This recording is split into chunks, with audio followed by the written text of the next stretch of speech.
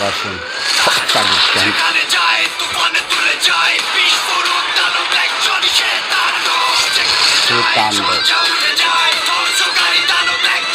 Jaya Hasan surprising package. লাস্টে যে ঘুরে তাকায় এটা ভালো লাগছে। So guys, this is the Taandob forecast cum teaser and এটা ফাটাবে এই ঈদে।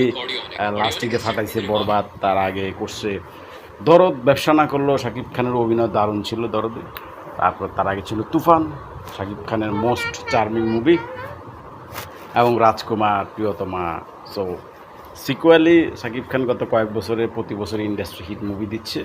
তো এবারও ব্যতিক্রম হবে না, বছরের 2টা ইন্ডাস্ট্রি হিট মুভি, এবং এটা শাকিবকে দিয়েই সম্ভব।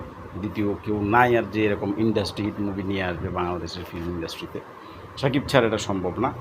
তার যে নিত্য নতুন নিজেকে প্রতিবার প্রেজেন্টেশন করা, নতুনভাবে মানুষের সামনে আনা, এটা সবাই করতে পারে না, আর এভাবে সবাইকে অ্যাকসেপ্টও করে না মানুষ। সো যেখানে আমাদের নতুন নতুন নায়করা আসে, বিশেষ করে আমি প্রতিভাবান নায়ক বলতে আমি সিএম আহমেদকে দেখি। আফরান নিশো কাজ করে, বাট কিছু কন্ট্রোভার্সিয়াল কথাবার্তার জন্য দেশের বড় একটা দর্শক তার ছবিকে